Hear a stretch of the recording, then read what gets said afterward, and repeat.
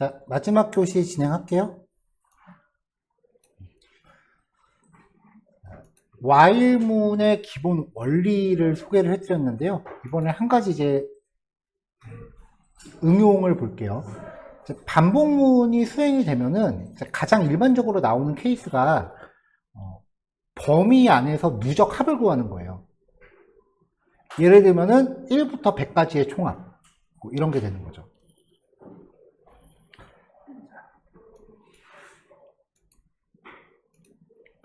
자, 여기에 한 가지 규칙이 있어요.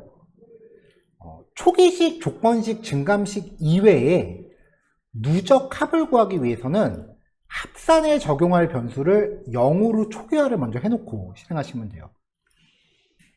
이 초기화라고 하는 게 뭐냐면은 변수의 최초로 값을 할당하는 걸 초기화라고 합니다. 1부터 10까지 합산을 한다는 거는 어떤 변수를 만들어 놓고요. 여기다가 1, 2, 3, 4, 7, 8, 9가 있으면 여기다 1을 더해요. 그 다음 2도 더하고 3도 더하고 4도 더해요. 이런 식으로 계속 더하는 거예요. 바꿔 말하면 이 변수 스스로 1 증가, 2 증가, 3 증가, 4 증가를 시키면 돼요. 그걸 수행하기 위해서 합계를 수행할 변수를 하나 준비를 합니다. 그 다음에 반복문에 쓰이는 초기식은요, 대체로 i라는 이름의 변수를 많이 가져갑니다. 왜냐면 저 i라고 하는 게 인덱스에서 온 거라고 저는 그냥 뇌피셜로 생각을 하고 있어요. 인덱스라고 하는 게 일반적으로 번역하면 색인이죠.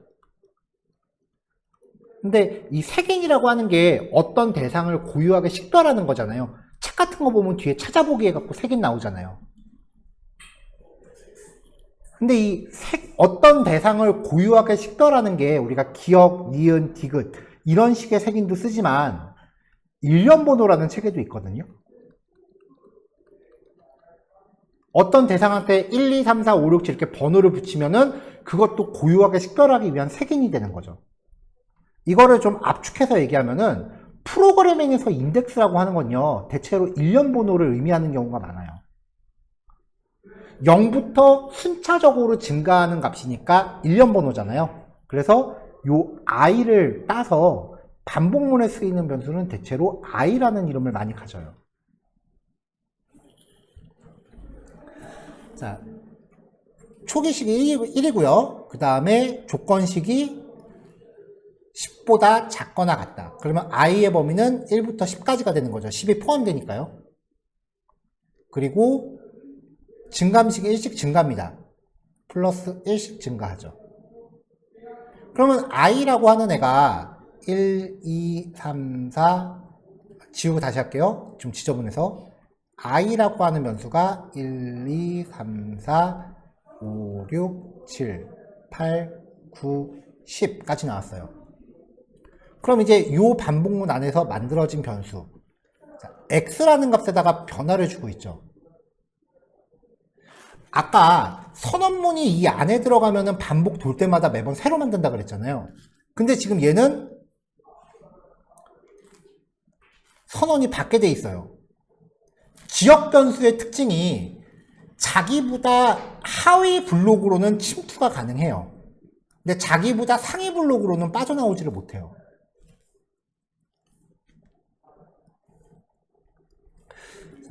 변수의 초기화가 여기서 됐으니까 이 반복문 안에서 변수가 다시 초기화되는 상황은 없겠죠.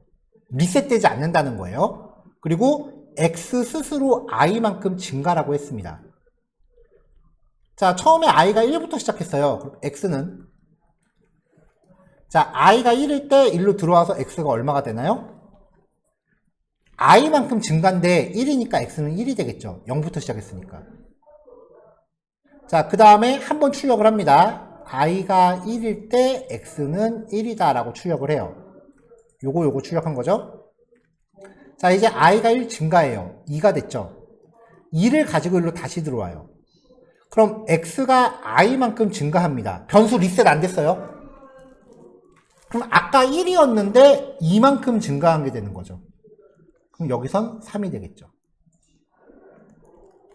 i가 2일 때 x는 3이다 라고 출력을 하겠죠. 그리고 또 증가합니다. 3이 됐어요. 자, 가서 x가 이번에 또 i만큼 증가합니다. 3이 3만큼 증가하는 거예요. 6이 되겠죠. 자, 그래서 또 출력하고 i가 증가했어요. 4가 되죠? 자, 다시 돌아와서 x가 또 i만큼 증가합니다. 6이 4만큼 증가하면 10이 되죠. 자, 또 출력하고 i가 증가합니다. 5가 됐어요. 다시 돌아와서 10이 5만큼 증가하면 15가 되죠. 이제 규칙이 보이실 거예요. 21, 28, 36, 45, 55가 되죠. 이게 몇 번 하다 보면 규칙이 보여요. 자, 맞는지 실행해 볼까요? 자, i가 10일 때 55, 10일 때 55. 이 표랑 일치하죠. 이런 식으로 코드의 흐름을 손으로 따라가시는 거예요.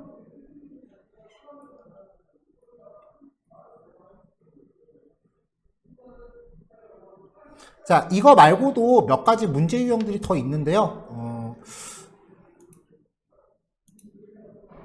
아직 우리가 좀 더 복잡한 내용을 배운 게 아니기 때문에 이제 5단원에서 나중에 이제 좀 더 연습 문제 패턴들이 많이 나올 거예요. 그래서 다음 주에는 연습 문제가 조금 많아요.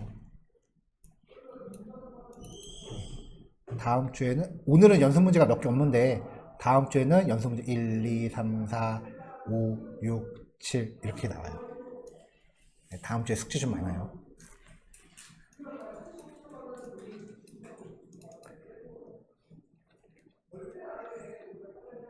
이게 아닌데. 자, 여러분들이 만나시는 반복문에서 거의 99% 이상이요. 증감식이 1씩 증가할 거예요. 근데 이게 절대적인 건 아니에요. 상황에 따라서는 1씩 감소할 수도 있고요. 그리고 2씩 증가시킬 수도 있어요. 증감식을 조절해서 증가량을 조절할 수도 있습니다. 0부터 100 전, 99까지 10씩 증가하기, 뭐 이런 식이 되는 거죠.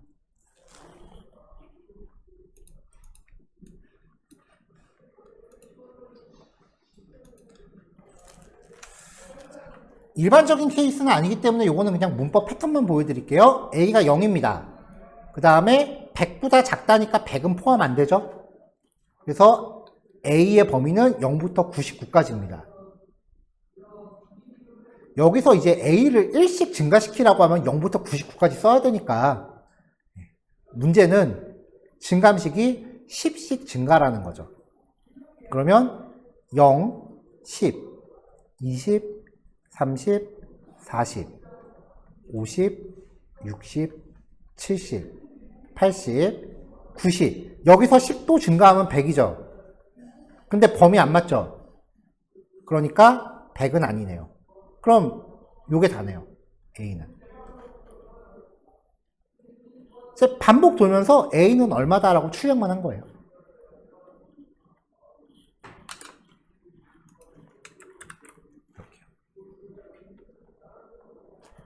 가끔 2씩 증가하는 경우는 있어도 이렇게 무식하게 10씩 증가하거나 이런 케이스는 거의 없다고 보셔도 돼요. 짝수 번째만 골라서 처리해라. 뭐 그럼 이제 2씩 증가하는 경우가 있기는 해요. 이번엔 감소입니다. 자, 초기식이 10부터 시작을 해요. 10부터 0보다 클 때까지래요. 그럼 0은 포함 안 되죠. 10부터 1까지가 되는 거고요. 감소량은 2씩 감소입니다. 플러스 플러스 마이너스 마이너스는 1일 때만 쓸 수 있는 표기예요. 1 이외에는 전부 단항연산이에요. 자, 여기서 2씩 증가, 감소합니다. 그럼 B는 10부터 시작하고요. 8, 6, 넷, 둘, 0은 포함 안 되죠? 범위 벗어나니까요. 그럼 요게 이제 B의 증가량이네요. 이거를 계속 반복되면서 출력을 하는 거예요. 여기서.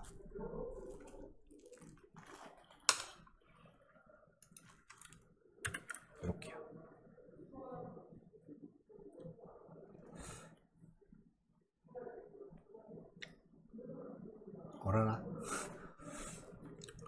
원래 오늘 수업을 여기까지 하고 마치려고 그랬는데 시간이 지금 제가 설명을 여러분 10분밖에 안 했어요.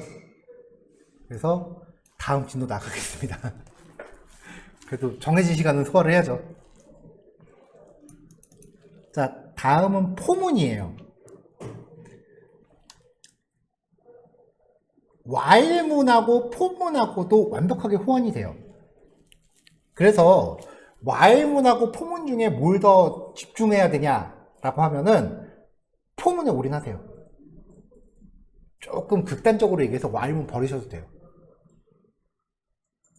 99.999%의 확률로 포문을 쓸 일이 더 많아요. 일단 구조는 똑같아요. 초기식, 조건식, 증감식이 들어가는 건 똑같은데 while문 같은 경우는 그게 여기저기 찢어져 있잖아요. 포문은 그게 한 줄에 다 들어가요.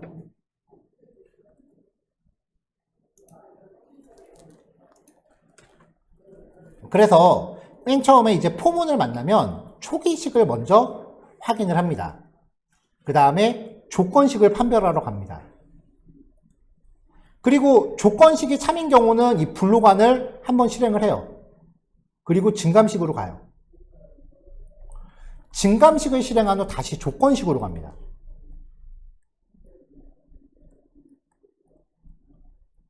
조건식이 참이라면 또 한 바퀴 돕니다. 이제부터 계속 돌아요. 만약에 조건식이 안 맞는다면 나갑니다.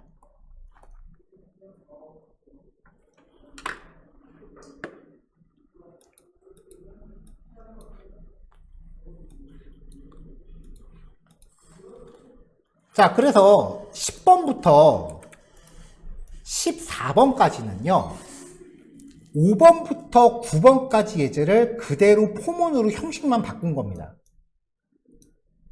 두 개가 실행 결과가 똑같아요.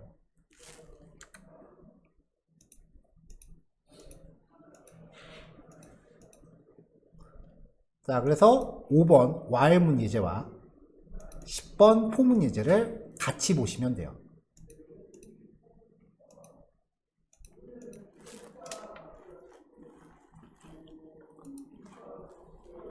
자, 초기식 x는 1이래요.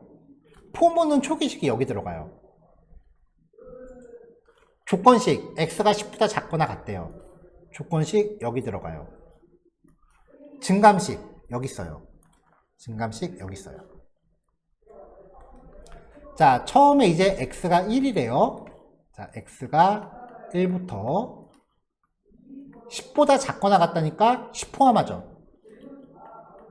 그 다음에 1씩 증가죠. 그러면 x는 1, 2, 3에서 8, 9, 10까지 되겠네요. 그리고 여기 xk라고 하는 변수에다가 x는 몇이라고 문자를 만들어서 저장하고 출력을 합니다. while문과 포문의 차이점이라고 한다면 while문은 초기식이 바깥에 있잖아요. 그렇기 때문에 while문이 끝난 다음에도 자기가 선언된 거랑 이제 같은 레벨, 같은 수준이라서 여기서 x가 살아있어요. 근데 포문 같은 경우는 요 괄호도 이 포문 안에 속한 걸로 봐요. 그러니까 이 초기식의 x는 요 블록에 속한 거예요, 지금. 그래서 포문이 끝난 다음에 x의 최종값을 출력하면 출력을 못해요.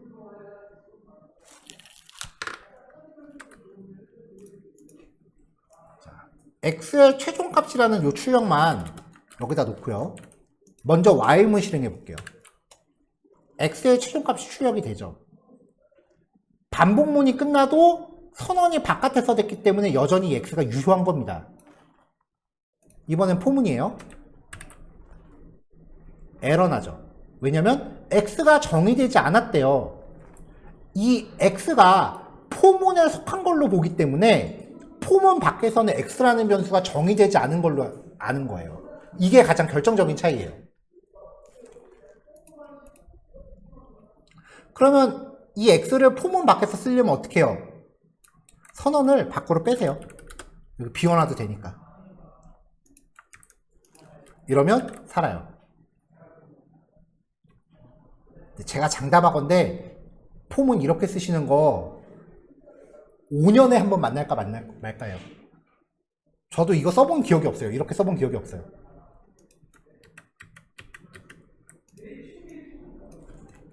그냥 이 정도만 기억하시면 충분합니다. 자, 두 번째. 구구단.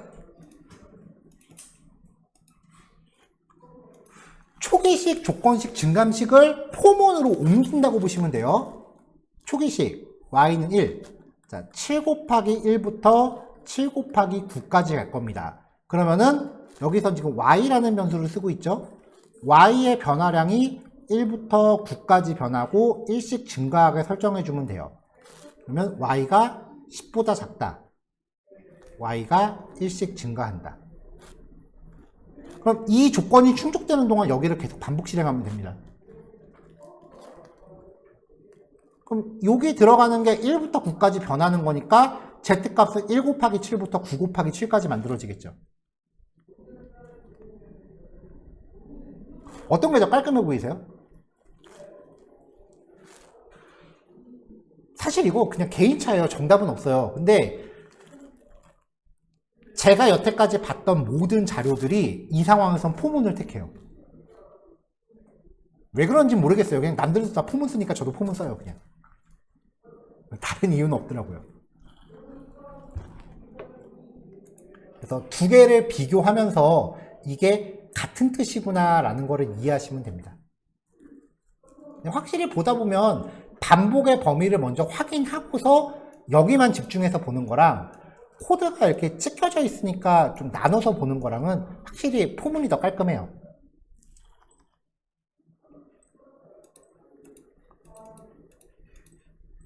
자, 그게 이제 합계 구하기에서 두드러져요. 자, 초기식, 조건식, 증감식이죠. 1부터 10까지 1씩 증가. 이거를 여기에다 이렇게 한 번에 적고 나면은 while문 같은 경우는 변수가 이렇게 두 개가 나오니까 어떤 게 합산 변수고 어떤 게 반복에 쓰이는 변수인지 안을 들여다 봐야 돼요. 근데 얘는 딱 변수 하나 있잖아요. 아, x 갖고 뭐 하나보다 반복은 여기부터 여기까지네? 그럼 이제 반복 돌면 되죠. 자, 1부터 10보다 작거나 같다. 이거랑 같은 말이 i가 11보다 작답니다. 그쵸? 1부터 10까지, 얘도 10까지잖아요. 11 전까지니까. 어떤 게 더 편하세요?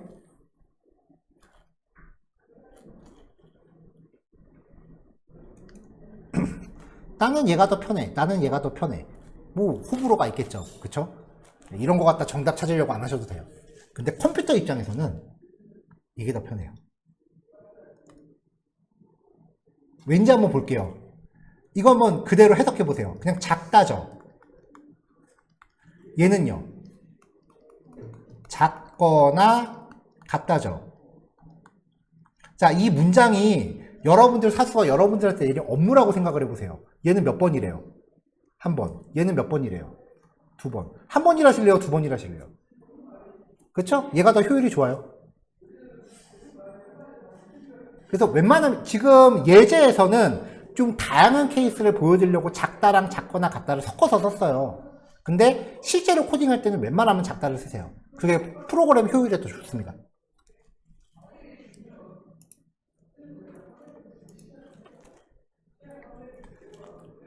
자,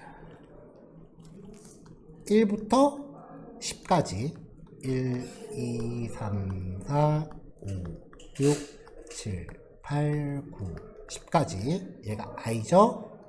자, x는 0부터 시작했는데 이제 i가 1로 세팅된 이후에 조건 맞고 x 스스로 i만큼 증가래요. 그러니까 0이 1만큼 증가한 거니까 1. 출력하고 돌아가서 1 증가. 그래서 2가 됐고요. 조건 아직 맞네요. 자, x 스스로 i만큼 증가. 1이 2만큼 증가니까 3이 되는 거죠. 아까 다 돌아본 거니까 여기까지만 할게요.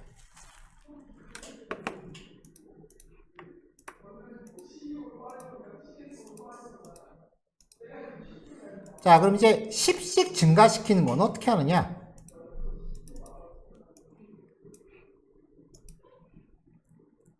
이건 합계 예제네요. 잘못 열었네요.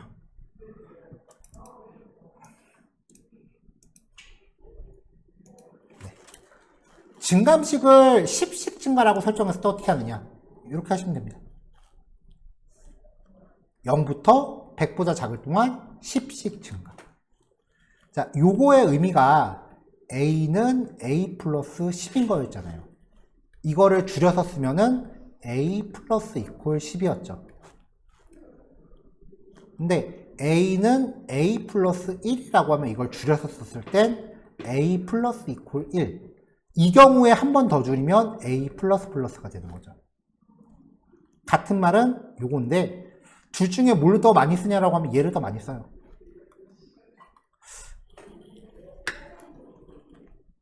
자, 그럼 이 식 감소하는 건 어떻게 될까요?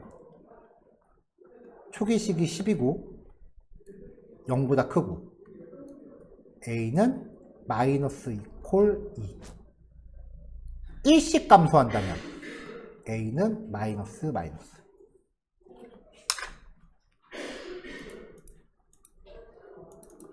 자, 그래서 요거를 포문으로 바꾸면 10부터 0보다 클 동안 2씩 감소입니다. 실행 결과 똑같고요.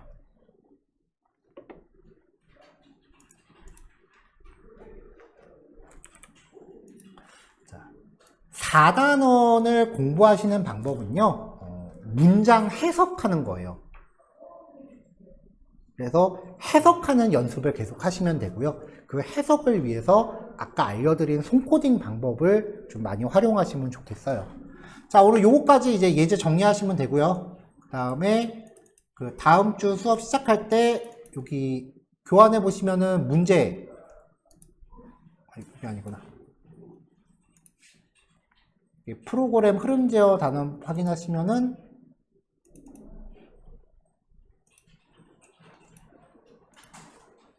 문제가 3문제 있거든요. 그 중에 1번은 제가 아까 수업 중에 은연중에 답을 알려드렸어요.